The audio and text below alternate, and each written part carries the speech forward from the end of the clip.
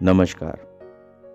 मैं Anil Tiwari, सुलोचनाबेन Trikamdas Kapadia, Gujarati junior college, Amravati से आज आप सभी के समक्ष श्री राम प्रसाद बिस्मिल की आत्मकथा प्रस्तुत कर रहा हूँ। राम प्रसाद बिस्मिल भारतीय स्वतंत्रता आंदोलन की क्रांतिकारी धारा के एक प्रमुख सेनानी थे, जिन्हें 30 वर्ष की आयु में ब्रिटिश सरकार ने फांसी दे दी।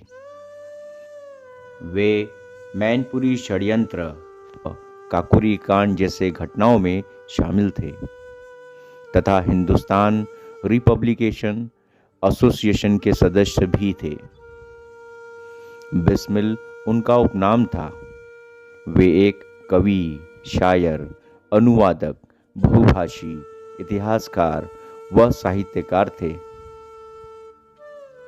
इस आत्मकथा में बिस्मिल के उन अंशों को मैं आप सबके समक्ष रखूंगा जो उनकी अगध देशभक्ति और देश प्रेम का उदाहरण देगी। राम प्रसाद बिस्मिल लिखते हैं कि आज 16 दिसंबर 1927 ईस्वी को निम्नलिखित पंक्तियों का उल्लेख कर रहा हूं, जबकि 29 दिसंबर 1927 ईस्वी सोमवार की 6:30 बजे प्रातःकाल इस शरीर को फांसी पर लटका देने की तिथि निश्चित हो चुकी है। यह सब सर्वशक्तिमान प्रभु की लीला है और सब कार्य उसी की इच्छा अनुसार ही होते हैं।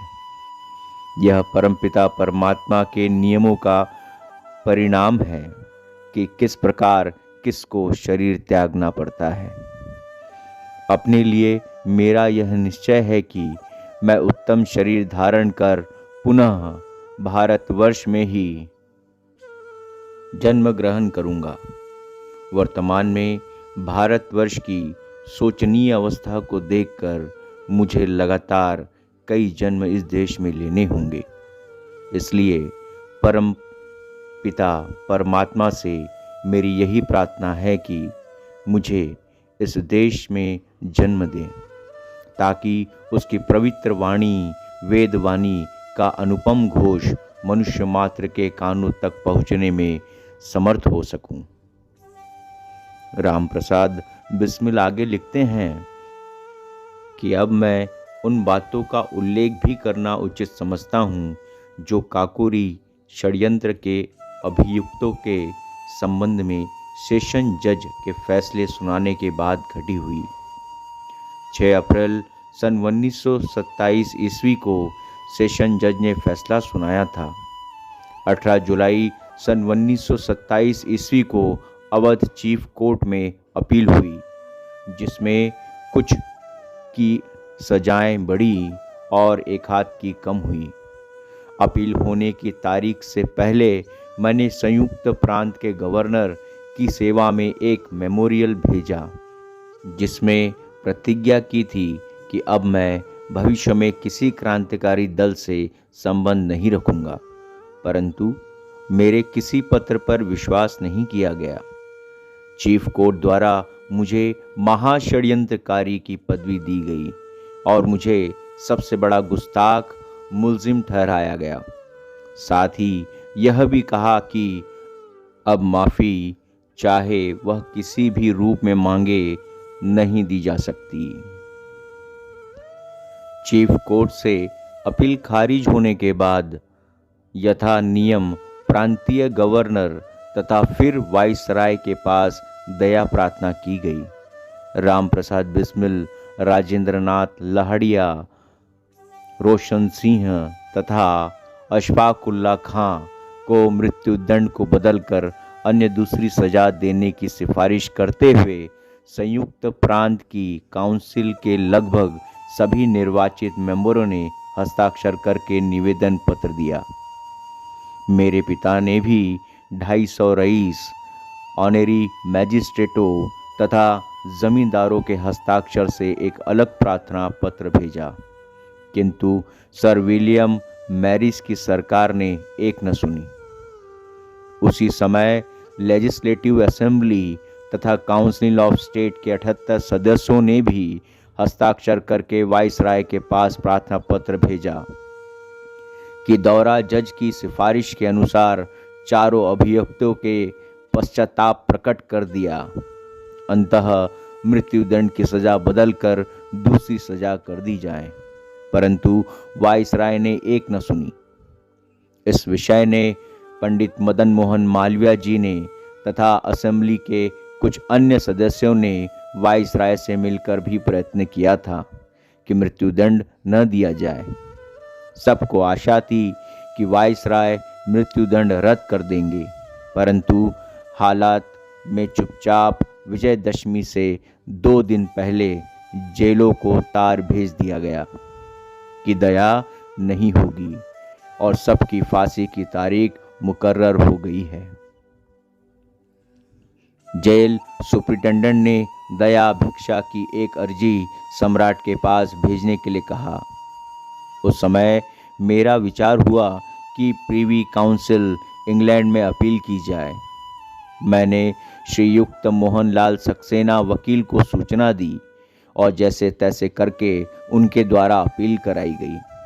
नतीजा तो पहले से ही मालूम था, वहां से भी अपील खारिज हुई।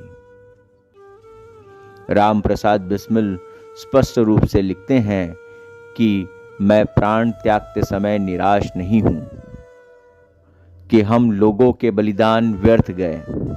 भारतवर्ष के प्रयत्न, विख्यात राजनैतिक दल ने और हिंदुओं के तो लगभग सभी तथा मुसलमानों के अधिकतर नेताओं ने एक स्वर होकर रॉयल कमीशन की नियुक्ति तथा उसके सदस्यों के विरुद्ध घोर विरोध किया और अगली कांग्रेस पर सब राजनीतिक दलों के नेता तथा हिंदू मुसलमान एक होने जा रहे हैं। सरकार ने अशफाक उल्लाह को राम प्रसाद का दाहिना हाथ करार कर दिया है। अशफाक उल्लाह कट्टर मुसलमान होकर पक्के आर्य समाजी राम प्रसाद का क्रांतिकारी दल के संबंध में यदि दाहिना हाथ बन सकते हैं, तब क्या भारतवर्ष की स्वतंत्रता के नाम पर हिंदू मुसलमान अपने छोटे छोटे फायदों का ख्याल न करके आपस में एक नहीं हो सकते?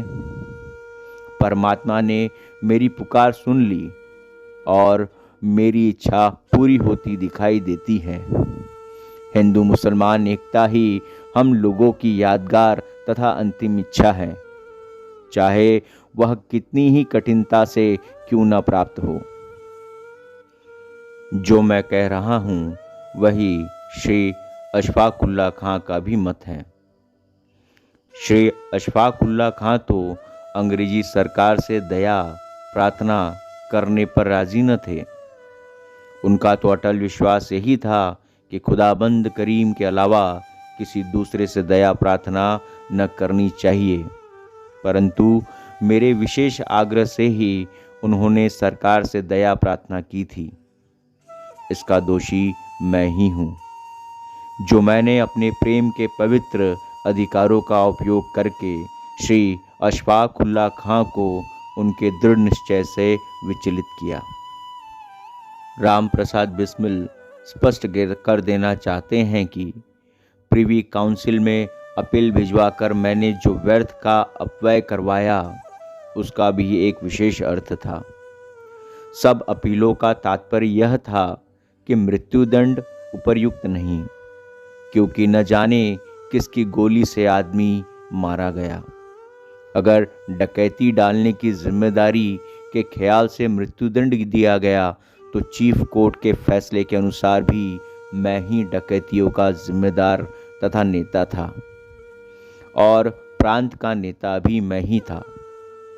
अतएव मृत्युदंड तो अकेले मुझे ही मिलना चाहिए था, अन्य 3 को फांसी नहीं देनी चाहिए थी। इसके अतिरिक्त दूसरी सजाएं सब स्वीकार होती, पर ऐसा क्यों होने लगा?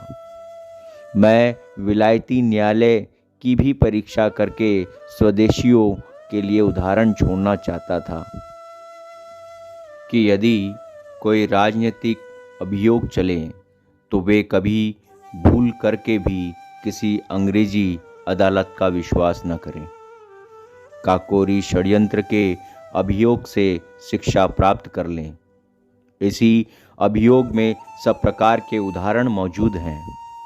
प्रिवी काउंसिल में अपील दाखिल कराने का एक विशेष अर्थ यह भी था कि मैं कुछ समय तक फांसी की तारीख टलवा कर यह परीक्षा करना चाहता था कि नवयुवकों में कितना दम है और देशवासी कितनी सहायता दे सकते हैं। अंत में मैंने निश्चय किया था कि यदि हो सके तो जेल से निकलकर भागूंगा। ऐसा हो जाने पर सरकार को अन्य तीनों फांसी वालों की सज़ा माफ़ कर देनी पड़ेगी, और यदि सरकार न करती तो मैं करा लेता। मैंने जेल से भागने के अनेक प्रयत्न किए, किंतु बाहर से कोई सहायता न मिल सकी। यही तो हृदय पर आघात लगता है कि जिस देश में मैंने इतना बड़ा क्रांतिकारी आंदोलन तथा षड्यंत्रकारी दल खड़ा कर दिया था, वहाँ से मुझे प्राण रक्षा के लिए एक रिवॉल्वर तक न मिल सका। एक नवयुवक भी सहायता को न आ सका। अंत में मैं फांसी पा रहा हूँ। फांसी पाने का मुझे कोई भी शौक नहीं, क्योंकि मैं इस नतीजे पर पहुँचा हूँ कि परमात्मा को शायद यही मंजूर था। अंत में राम प्रसाद बिस्मिल की देशवासियों से यही अंतिम विनय है कि जो कुछ करें सब मिलकर करें, सब देश की भलाई के लिए करें, इसी से सबका भला होगा। मरते बिस्मिल, रोशन, लहाड़ी, अशफाक अत्याचार से होंगे पैदा सैकड़ों इनकी रुधिर की धार से, इनकी रुधिर की धार से। धन्यवाद।